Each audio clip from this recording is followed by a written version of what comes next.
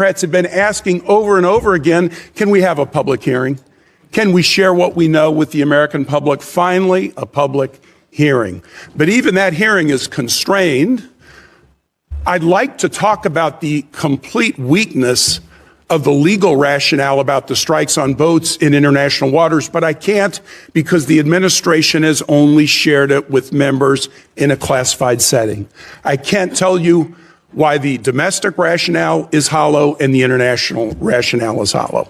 I can't tell you why the rationale for attacking Venezuela is hollow because, again, the rationale has been shared with us in a closed setting.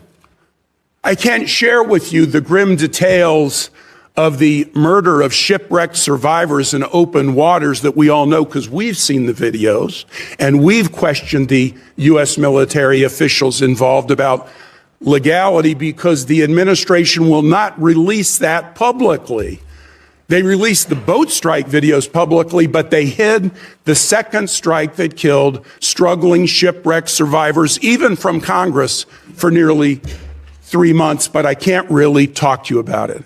I can't talk to you about the weakness of the targeting criteria being used to attack boats in the Caribbean and Pacific. I would encourage any colleague, if you have not, go to the classified setting and ask for a briefing on each strike and ask this question: what was the evidence that there were narcotics on that craft? You will be very surprised if you ask that question about every strike. And so even in this first public hearing, 5 months in, there's a lot we can't talk about. If it was such a righteous operation, why is the administration and the majority in this Senate so jealously protecting the details about it from being revealed to the American public? I have Virginians deployed in this operation. I can't answer their families' questions. Thank God we're having a public hearing 5 months in. This is supposed to be the greatest deliberative body in the world. Mr. Secretary, who won the July 2024 Venezuelan presidential election? Oh, I think the whole world would acknowledge it was Edmundo Gonzalez. Who lost that election? Maduro.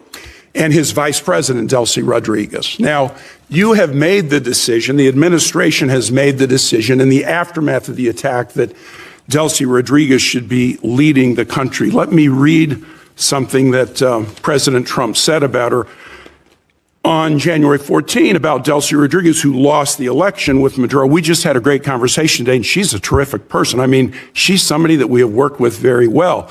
Let me tell you what Delcy Rodriguez said the day after Venezuela was attacked.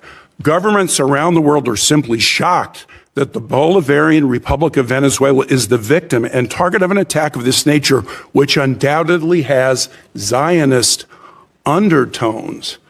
What the hell did Delcy Rodriguez mean when she said this attack had Zionist undertones? I'm assuming you have no idea.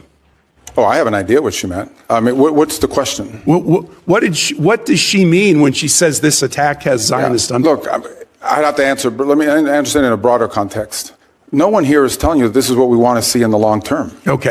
This is not a campaign to leave in place the system that's currently in place. Let me switch. But we either have, but I mean, the criticism of us is, all right, go ahead. No, go ahead. I'm ready to switch now to talk about somebody that you know well. You raised an important point. If I can get back to it, I will. You know well and you respect well Maria Corina Machado. Here's what President Trump said about her, won the Nobel Prize in the aftermath of the attack on Venezuela. I think it would be very tough for her to be the leader. She doesn't have the support within or the respect within the country. She's a very nice woman, but she doesn't have the respect. What did President Trump mean by that? Yeah, first of all, I've known Maria Corina for probably 12 years, 13 years. Have dealt with her probably more than anybody, as much as anybody on this committee has for certain. And I'll be meeting with her today, in fact. And we met with her a couple weeks ago. So here's the reality, though, and I think what the president was pointing to. And I think Maria Corina would acknowledge this. I talked to her last week. Well, she's very disappointed in those comments, and so are Venezuelans in my state. Okay, well, she didn't share that with me or with us, but I would sell this to you.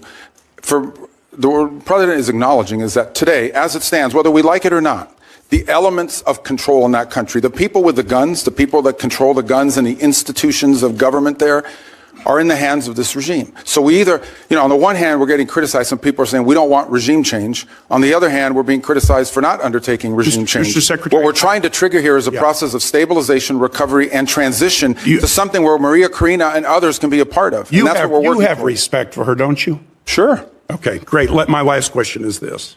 And so does the president, by the way. He met with her. They had a great meeting. And he actually he spoke to her last week in my presence. Here's what he said after that meeting. We're talking to her, and maybe we can get her involved in some way. I'd love to be able to do that. Maybe we can do that. We'll set the terms for this Nobel Prize winner having a leadership role. Last question is this. You talked about the speech in Davos. Here's something the president said in Davos. I'm helping NATO until the last few days. When I told them about Iceland, they loved me. They're not here for us on Iceland, that I can tell you. Our stock market took the first dip yesterday because of Iceland, so Iceland has already cost us a lot of money. The president repeatedly mistook Iceland for Greenland, right? We're not mad at Iceland. They haven't cost us any money. The president just mistook the two countries for each other, correct?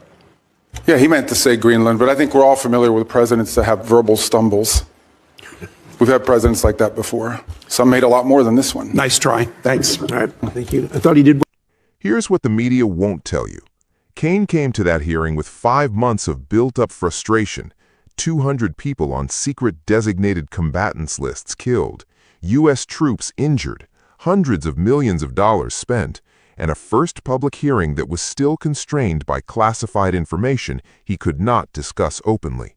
He had legitimate grievances and real questions, and then he threw it all away on Iceland. First, the Venezuela questions. Kaine pressed Rubio on the political reality after the military operation. Edmundo Gonzalez won the July 2024 Venezuelan presidential election. Maduro lost. And yet, the administration was now working with Delcy Rodriguez, Maduro's former vice president, as the de facto acting head of government. The day after Venezuela was attacked, Rodriguez said the strikes had Zionist undertones. Kaine asked Rubio what she meant by that. Rubio said he had a very good idea what she meant, then made the argument that cut through the entire hearing.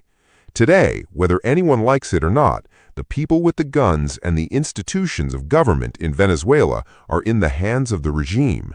You either work with that reality or you pretend it does not exist. Second, the Maria Karina Machado question. Kaine pressed Rubio on Trump describing Machado, who recently won the Nobel Prize, as a very nice woman who does not have the support or respect to lead Venezuela.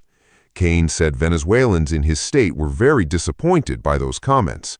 Rubio said he knew Machado for 12 years, that he was meeting with her at the State Department that same afternoon, that Trump's point was the same as his own. The regime controls the guns right now. The goal is a transition that gets Machado and others into leadership positions. That work is happening. Third, the Iceland moment. Kaine saved his supposed knockout punch for last. In his Davos speech, Trump had repeatedly referred to Greenland as